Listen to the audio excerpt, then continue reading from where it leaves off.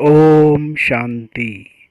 12 मई 2022। अभी सुनेंगे और पढ़ेंगे प्यारे प्यारे शिव बाबा की मुरली। मीठे बच्चे, इस समय बूढ़े बच्चे जवान सबकी वानप्रस्थ अवस्था है, क्योंकि सभी को वाणी से परे मुक्ति धाम जाना है। तुम उन्हें घर का रास्ता बताओ। प्रश्न: बाप की श्रीमत हर बच्चे के प्रति अलग अलग है, एक जैसी नहीं, क्यों? उत्तर: क्योंकि बाप हर बच्चे की नब्ज देख, सरकमस्टांस देख श्रीमत देते हैं। समझो कोई निर्बंधन है, बूढ़ा है या कुमारी है, सर्विस से लायक है तो बाबा राय देंगे इस सेवा में पूरा लग जाओ। बाकी से सबको तो यहाँ नहीं बिठा देंगे। जिसके प्रति बाप की जो श्रीमत मिलती है उसमें कल्याण है। जैसे मम्मा बाबा शिव बाबा से वर्षा लेते हैं, ऐसे फॉलो कर उन जैसी सर्विस कर वर्षा लेना है। गीत है: भोलेनाथ से निराला कोई और नहीं, ऐसे बिगड़ी को बनाने वाला कोई और नहीं। ओम शांति। मीठे मीठे सिकिलदे बच्चों ने गीत सुना। शिव को भोलानाथ कहा जाता है और यह जो डमरू बजाते हैं उनको शंकर कह देते हैं। यहाँ कितने आश्रम हैं जहाँ वेद शास्त्र उपनिषद आदि सुनाते हैं, यह भी जैसे डमरू बजाते हैं। कितने आश्रम हैं जहाँ मनुष्य जाकर रहते भी हैं, परंतु एम ऑब्जेक्ट कोई भी है नहीं। समझते गुरु लोग हमको वाणी से परे शांति धाम ले जाएंगे, इस विचार से जाकर रहते हैं कि यहाँ ही प्राण त्यागे, परंतु वापस तो कोई जा नहीं सके थे। वो लोग वो लोग तो अपनी अपनी भक्ति आदि सिखलाते हैं। यहाँ तो बच्चे जानते सच्चा सच्चा ये वानप्रस्थ है। बच्चे बूढ़े जवान सभी वानप्रस्थी हैं, बाकी मुक्ति धाम में जाने के लिए पुरुषार्थ करा रहे हैं। ऐसा और कोई नहीं होगा जो सद्गति अथवा वाणी से परे जाने का रास्ता बतावे। गति सद्गति दाता एक ही है। बाप ऐसे नहीं कह सकते कि गृहस्थ व्यवहार को छोड़कर यहाँ बैठ जाओ। हाँ, जो सर्विस के लायक है उनको रखा जा सकता है, औरों को भी वानप्रस्थ का रास्ता बताना है, क्योंकि अभी सभी का वाणी से परे जाने का समय है। वानप्रस्थ अथवा मुक्ति धाम में ले जाने वाला एक ही बाप है। उस बाप के पास तुम बैठे हो। वो लोग भल वानप्रस्थ लेते हैं, परंतु वापिस तो कोई भी जा नहीं सकते। वानप्रस्थ में ले जाने वाला एक बाप है। अब वह अच्छी मत देंगे। कोई कहे बाबा हम घर बार ले यहाँ आकर बैठे, नहीं देखना होता है यह सर्विस लायक है व नहीं। कोई बंधन मुक्त है, बुजुर्ग है, सर्विसेबल है तो उनको श्रीमत दी जाती है। जैसे बच्चे कहते सेमिनार करो तो सर्विस की युक्तियाँ सीखे। कन्याओं के साथ साथ माताएं पुरुष भी सीखते जाएंगे। सेमिनार तो यह है ना, बाबा रोज़ शिक्षा देते रहते हैं, कैसे किसी को समझाना है, राय देते रहते हैं। पहले तो एक ही बात समझाओ, परमपिता परमात्मा जिसको याद करते हैं वह तुम्हारा क्या लगता है?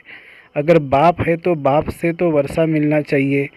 तुम तो बाप को जानते नहीं हो, कह देते हो सब में भगवान है, कण कण में भगवान है, फिर तुम्हारा क्या हाल होगा? अभी तुम बच्चे जानते हो हम बाबा के सन्मुख बैठे हैं। बाबा हमको लायक बनाकर कांटे से फूल बनाकर साथ ले जाएंगे। बाकी और तो सब जंगल का ही रास्ता बताते हैं। बाप तो कितना सहज रास्ता बताते हैं, सेकंड में जीवन मुक्ति गाई हुई है। वो कोई झूठ थोड़ी है। बाबा कहा माना तुम जीवन मुक्त हो। बाबा पहले पहले अपने घर ले जाते हैं। तुम सब अपने घर को भूले हुए हो। कहते गॉड फादर सब मैसेंजर को भेज देते हैं धर्म स्थापन करने। फिर सर्वव्यापी क्यों कहते हो?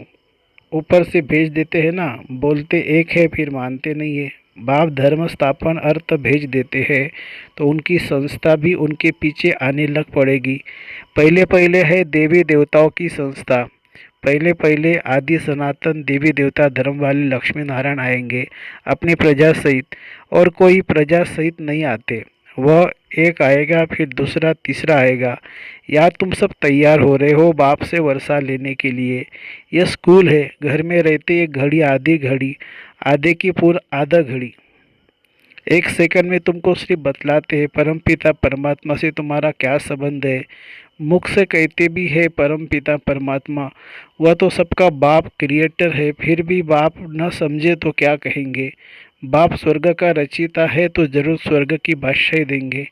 भारत को दिया हुआ है ना, नर से नारायण बनाने वाला राजयोग मशहूर है। ये सत्य नारायण की कथा भी है, अमर कथा भी है, तीसरी की अर्थात तीसरा नेत्र मिलने की कथा भी है। तुम बच्चे जानते हो बाबा हमको वर्षा दे रहे हैं। बाप श्रीमत देते हैं, उनकी मत से जरूर कल्याण ही होगा। बाबा हर एक की नब्ज देखते हैं, उनको कोई बंधन नहीं है, सर्विस भी कर सकते हैं।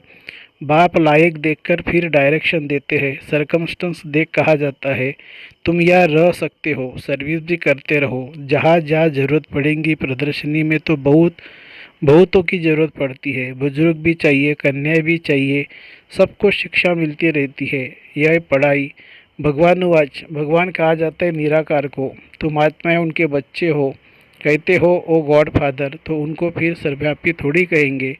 लौकिक बाप सर्वव्यापी है क्या? नहीं, तुम फादर कहते हो और गाते भी हो पतित पावन बाप है, तो ज़रूर यहाँ आकर पावन बनाएंगे ना। तुम बच्चे जानते हो पतित से पावन बन रहे हैं। बाप कहते मेरे 5000 वर्ष बाद फिर से आकर मिले हुए बच्चे, तुम फिर से वर्षा लेने आए हो। जानते हो राजधानी स्थापन हो रही है। जैसे मम्मा बाबा शिव बाबा से वर्षा लेते हैं, हम भी उनसे वर्षा लेते हैं। फॉलो करो, मम्मा बाबा जैसी सर्विस करो। मम्मा बाबा नर से नारायण बनाने की कथा सुनाते हैं, हम फिर कम क्यों सुने?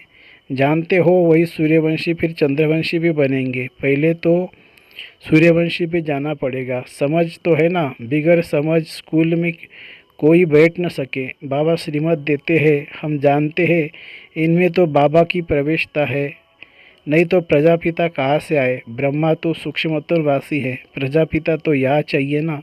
बाप कहते हैं ब्रह्मा द्वारा मैं स्थापना करता हूँ। किसकी? ब्राह्मणों की। इस ब्रह्मा में प्रवेश करता हूँ। तुम आत्माएं भी शरीर में प्रवेश करती हो ना। मुझे कहते हैं ज्ञान का सागर, तो हम निराकार ज्ञान कैसे सुनाऊँ? कृष्ण को तो ज्ञान का सागर नहीं कहेंगे। कृष्ण की आत्मा बहुत जन्मों के अंत में ज्ञान लेकर फिर कृष्ण बनी है, अभी नहीं है। तुम जानते हो भगवान द्वारा राजयोग सीख देवी देवता स्वर्ग के मालिक बने हैं। बाप कहते हैं कलप कलप तुमको राजयोग सिखाता हूँ। पढ़ाई से राजाएं मिलती है, तुम राजाओं का राजा बनेंगे। तुम्हारी एम ऑब्जेक्ट ही यह है। तुम आए हो फिर से सूर्यवंशी देवी देवता बनने। एक देवी देवता धर्म की स्थापना हो रही है। अभी तो अनेकानेक धर्म है, अनेक गुरु है, वह सब खलाश हो जाएंगे। इन सब गुरुओं का गुरु सदगति दाता एक बाप है। साधु लोगों की भी सदगति करने आया हूँ। आगे चल वह भी तुम्हारे आगे झुकेंगे, कल पहले भी मुआफिक। तुम बच्चों की बुद्धि में ड्रामा का सारा राज है। जानते हो सूक्ष्मतन में है ब्रह्मा विष्णु शंकर, यह फिर है प्रजापिता। कहते ब्रह्मा के बूढ़े तन में प्रवेश करता हूँ। इनको भी कहते हैं हे बच्चे तुम सब ब्राह्मण हो, तुम फिर कलश रखता हो। तुमने इतने जन्म लिए हैं, इस समय ही रौरव नरक, बाकी तो कोई नदी नहीं है जिसको नरक कहा जाए। गरुड़ पुराण में तो बहुत बातें लिख दी है।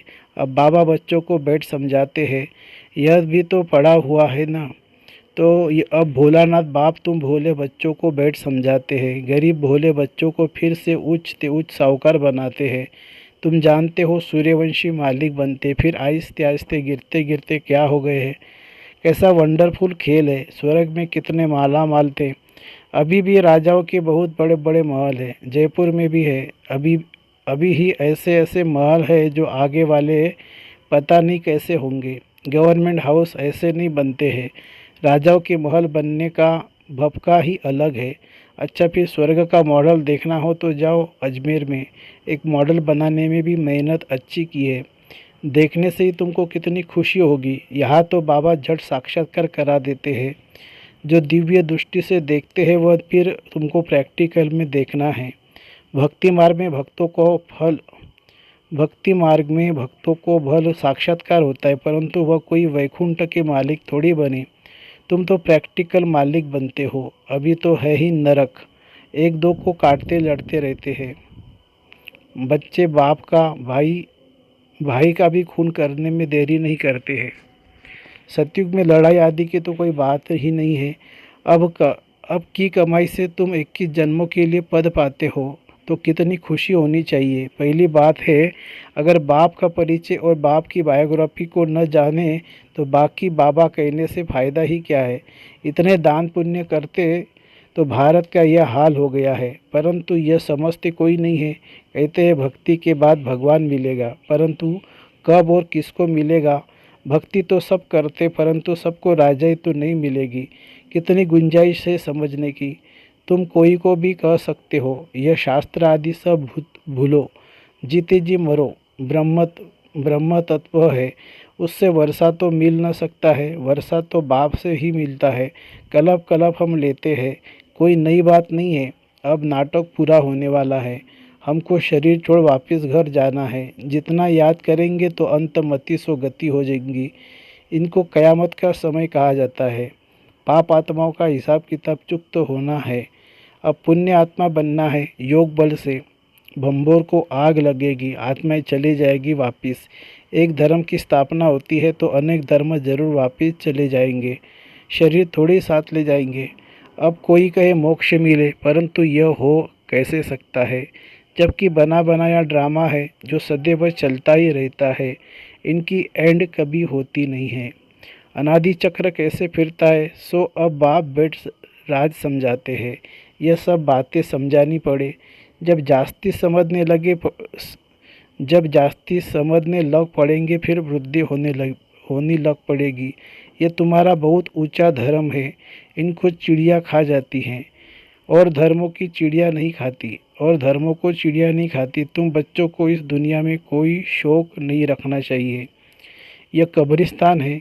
पुरानी दुनिया से क्या लागत लगाव रखनी है।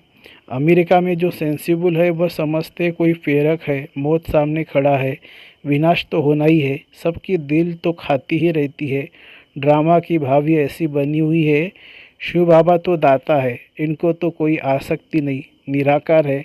यह सब कुछ बच्चों का है। नई दुनिया भी बच्चों की है। विश्व की बादशाही हम स्थापन कर रहे हैं, हम ही राज्य करेंगे। बाबा कितना निष्कामी है। तुम बाबा को याद करेंगे तब तुम्हारी बुद्धि का ताला खुलेगा। तुम डबल महादानी हो, तन मन धन देते हो, अविनाशी ज्ञान रतन भी देते हो। शिव बाबा को तुम क्या देते हो, करनी घोर को देते हैं ना। ईश्वर समर्पणम। ईश्वर भूखा है क्या, वह कृष्ण अर्पणम करते हैं। दोनों को भिखारी बना दिया है, वह तो दाता है। अच्छा, मीठे मीठे सिक्के लदे बच्चों प्रति माता पिता बाप दादा का याद प्यार और गुड मॉर्निंग। रूहानी बाप की रूहानी बच्चों को नमस्ते। हम रूहानी बच्चों की रूहानी माता पिता बाप दादा को याद प्यार, गुड मॉर्निंग और नमस्ते बाबा नमस्ते। धारणा के लिए मुख्य सार। पुरानी दुनिया की किसी भी चीज़ में लागत लगाव नहीं रखना है।